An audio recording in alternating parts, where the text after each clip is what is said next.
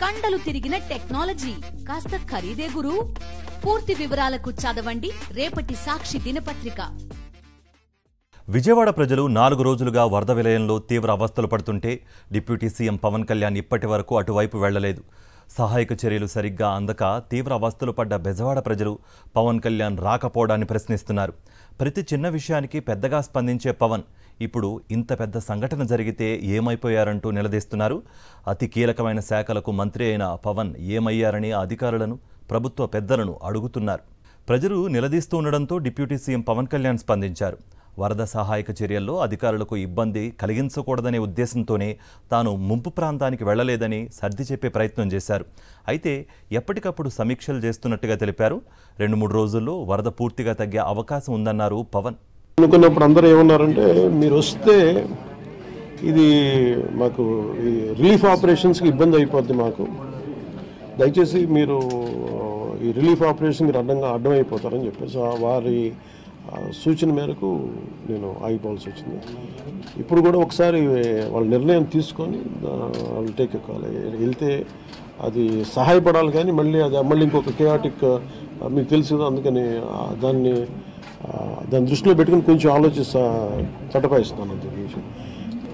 అది నేను అట్లా అనుకోవట్లేదు. అంటే ఏమైపోతుంది, ధైర్యం చెప్పడానికి వెళ్ళి ఒక్కసారి మీద పడ్డారు అనుకోండి. పరిస్థితులు ఎలా ఉన్నాయంటే, ఇప్పుడు నేను మొన్న పింఛన్ డ్యామ్ దీనికి వెళ్ళాను.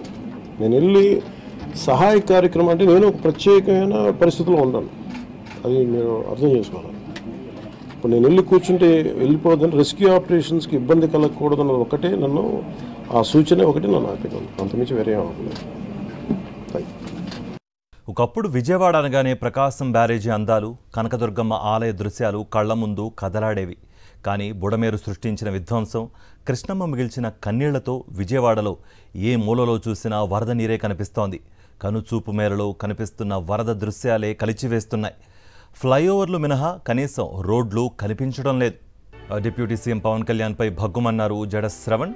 పుట్టినరోజు వేడుకల్లో పాల్గొనేందుకు పవన్ కళ్యాణ్కు సమయం ఉంటుంది, కానీ వరద సహాయక చర్యల్లో పాల్గొనేందుకు సమయం ఉండదా అని నిలదీశారు. వరదల్లో చిక్కుకొని లక్షల మంది విలవిలలాడుతుంటే ప్రభుత్వం పట్టనట్లు వ్యవహరిస్తోందని మండిపడ్డారాయన. వరద బాధితులను రక్షించడంలో ప్రభుత్వం పూర్తిగా విఫలమైందన్నారు జడ Shravan. Honourable deputy chief minister గారు, మీరు హనీమూన్ పీరియడ్లో ఉన్నారా? మీ మంత్రులు హనీమూన్ పీరియడ్లో ఉన్నారా? మీరు తాడి చెట్టు ఎక్కి, ఎందుకు తాడి చెట్టు ఎక్కామంటే దూడ గడ్డి కోసం అని అంటున్నారా? లేకపోతే తాడి చెట్టు కింద కూర్చొని పాలు తాగుతున్నారా? లేకపోతే మీ పుట్టినరోజు వేడుకల్లో బిజీగా ఉన్నారా? లేకపోతే మీ ఫామ్ హౌస్లో బిజీగా ఉన్నారా? ఏం చేస్తున్నారు మీరు?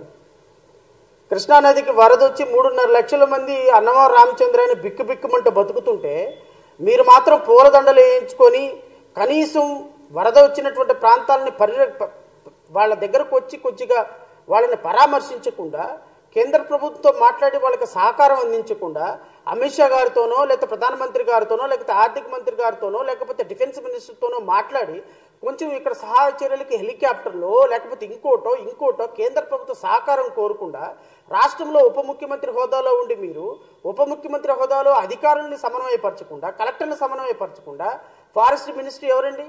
ఇలాంటి విపత్తులు వచ్చినప్పుడు ఎవరు? ఫారెస్ట్ మినిస్టర్ మీరు కదా రెస్పాన్సిబిలిటీ తీసుకోవాల్సింది. All the above. Are you not the Deputy Chief Minister of this state?